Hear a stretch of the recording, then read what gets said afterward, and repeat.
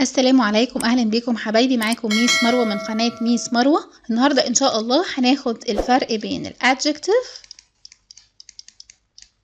وبين الادفيرب. ولاد كتير جدا جدا جدا بيتلخبطوا فيها، ولكن هي هتخلص في كلمتين مجرد فهمتوها في الفيديو خلاص، حتى مش محتاجين تذاكروها، هي عايزه بس جزء فهم.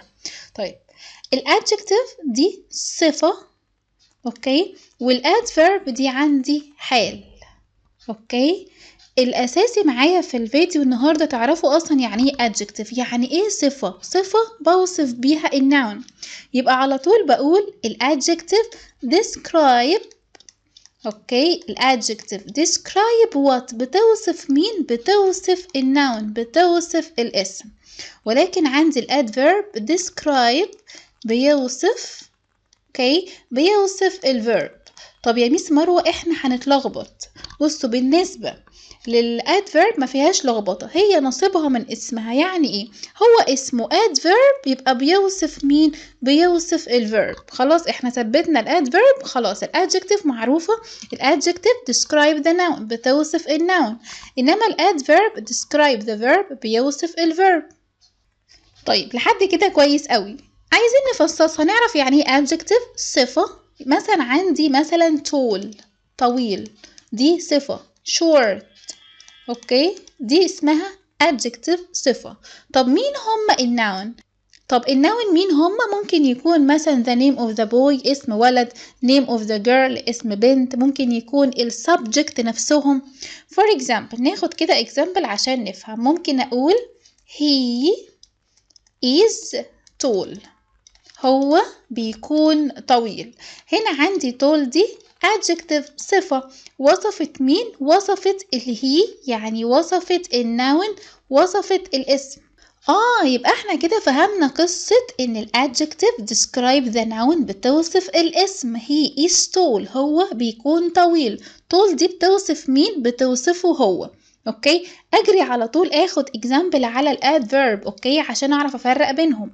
هقول مثلا he speaks، هو بيتكلم، اوكي، he speaks slowly، هو بيتكلم ببطء.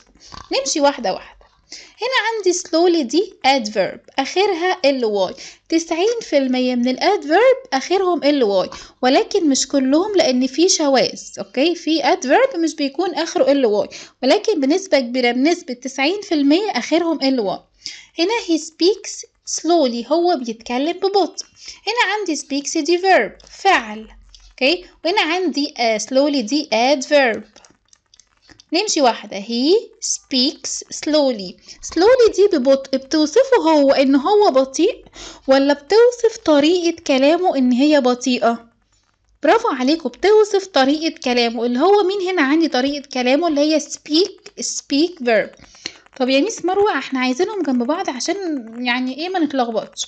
والله لو هوصفه هو هروح اكتبها هنا، هقول he is slow، هو بيكون بطيء. دي بقى اللي في الحالة دي بقول عليها adjective صفة، بتوصفه هو، بتوصف النون ان هو بطيء. انما انا هنا بقول he speaks slowly، هو بيتكلم ببطء.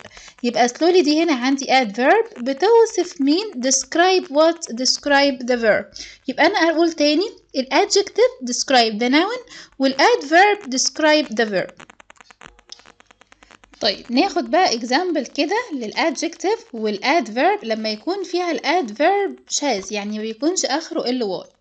for example، انا لسه في الadjective، ممكن اقول مثلا they are good students.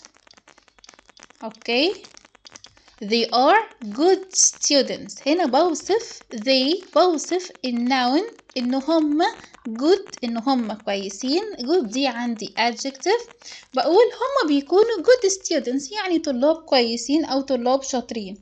اوكي، يبقى هنا عندي good دي adjective describe what؟ describe the noun. طيب another example، هنا بقول مثلا they study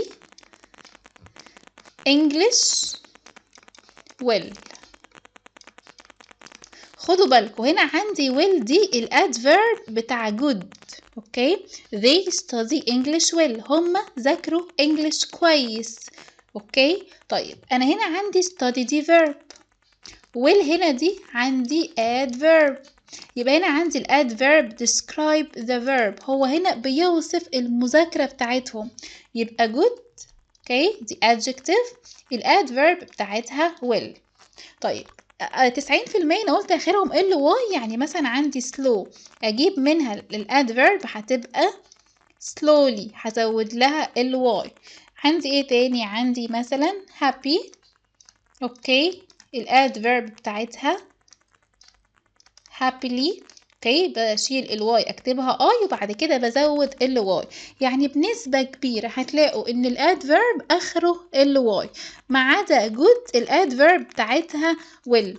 اخر نقطة هقولها دايما قولوا للولاد ان الادجكتيف describe the noun، وعرفوهم يعني ايه noun، يعني ايه اسم، ويعني ايه adjective. وكمان الادفيرب describe the verb، عرفوهم يعني ايه verb. انا بتكلم على الفيرب هو اللي واخد الحيز بتاعي من الكلام في الجملة، مش الناون مش الاسم. اوكي واستنوني ان شاء الله فيديو جديد، وما تنسوش لايك وشير للفيديو وسبسكرايب للقناة، ولو عندكم اي استفسار اكتبولي في الكومنتس.